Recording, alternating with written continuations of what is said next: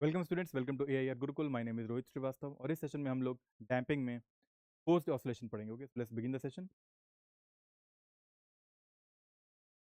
तो अभी तक हम जो पढ़ते आ रहे हैं उसमें फ्री ऑसिलेशंस की बात हमने की थी, यानी कि अगर कोई सिस्टम को फ्रीली छोड़ दिया जाए, जैसे कि स्प्रिंग मास सिस्टम है, ठीक है, स्प्रिंग है और मास से हैंग कर रहा है और उस मास को जो है तुमने रिलीज कर दिया, तो वो क्या करने लग जाएगा, एसएचएम करने लग जाएगा, लेकिन फ्री ऑसिलेशन करेगा वो।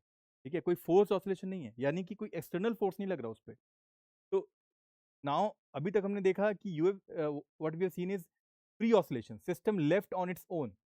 ठीक है, लेकिन रियलिटी में सिस्टम्स जो होते हैं are often driven by external force. जैसे कि यहाँ पर है, ये एम मास का एक बॉडी है जो कि इस स्प्रिंग से कनेक्टेड है, साथ में एक डैम्पर भी लगा है सी। ठीक है, और इसमें एक पीरियोडिक फोर्स लग रहा है F naught sine omega T. ठीक है, तो ये एक्सटर्नल फोर्स के कारण इसमें पीरियोडिक नेचर डेवलप हुआ या ऑसिलेशन डेवलप हुई। ठीक है, तो ड्राइविंग फोर्स जो इक्वेशन है, ये फ्री ऑसिलेशन का केस नहीं होगा बाय द वे। ठीक है, ये फोर्स ऑसिलेशन का ही केस होगा। तो इसके लिए ड्राइविंग इक्वेशन होगी वो इस F naught sine omega T से ही डेवलप होगी, जिसको एक्सटर्नल पीरियोडिक फोर्स हम कहेंगे। लेकिन इसमें एक डैम्पिंग भी होगी, बिकॉज ये डैम्पर लगा हुआ है ना, तो डैम्पिंग भी होगी। एम्पलीट्यूड कांस्टेंट नहीं रहने वाला, धीरे धीरे एम्पलीट्यूड जो हो जाएगा वो कम होगा। ठीक है, डैम्पिंग के कारण। और ये F naught sine omega T है ना, इसका ग्राफ कुछ ऐसे जा रहा है, देख रहे हो। एम, अच्छा, जो एक्स है उसका डबल डिविजन क्या करते हैं तो क्या मिलता है, एक्सेलरेशन।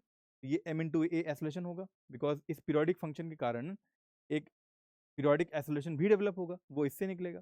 फिर एक वेलोसिटी भी एक टर्म आएगी इसमें। ठीक है, बिकॉज यहाँ पर हम जानते हैं जो रेजिस्टिव फोर्स होता है वो माइनस बी वी होता है।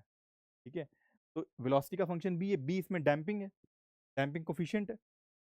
ये .3 जो दिया हुआ है यही बी है, बी इंटू वेलोसिटी, वेलोसिटी को D x by D T भी लिख सकते हैं। साथ में के एक्स भी होगा, बिकॉज स्प्रिंग भी लगी है ना, तो स्प्रिंग का के एक्स भी ऐड हो जाएगा। तो ये तीनों का एडिशन ही हमें क्या दे रहा है, ये F naught sine omega t. ये F naught sine omega t इन तीनों में इन्फ्लुएंस पैदा करेगा। ठीक है, अच्छा, और ये जो स्टेडी स्टेट एम्पलीट्यूड है यहाँ पर, ठीक है, ये इस एक्सिस पे, और यहाँ पर ओमेगा है एंगुलर फ्रीक्वेंसी। तो अभी इस पॉइंट पे था, ये ब्लू कलर का जो पॉइंट है ना, यहाँ पर था हमारा एम्पलीट्यूड। पहले राइज हुआ एम्पलीट्यूड, ठीक है, उसके बाद घटना शुरू हुआ और फिर टेंडिंग टू जीरो हो रहा है। ठीक है, तो ये पीरियोडिक फंक्शन के कारण हो रहा है और डैम्पिंग हो रही है, इसीलिए एम्पलीट्यूड घटा बाद में।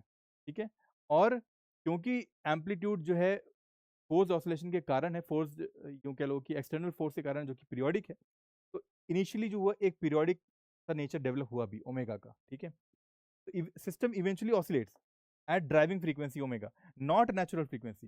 नेचुरल फ्रीक्वेंसी होती कब, जब सिस्टम को फ्रीली छोड़ दिया गया होता तब। लेकिन अभी इसमें जो ड्राइविंग फ्रीक्वेंसी दी गई है ओमेगा, उस पे ये ऑसिलेट करेगा सिस्टम। ठीक है, जो कि इसकी नेचुरल फ्रीक्वेंसी नहीं है, जो दी गई है उस फ्रीक्वेंसी पे ऑसिलेट कर रहा है सिस्टम। ठीक है,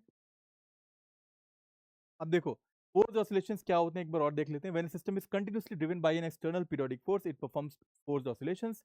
एक्सटर्नल फोर्स सप्लाइज, अच्छा, external force supplies energy also, right.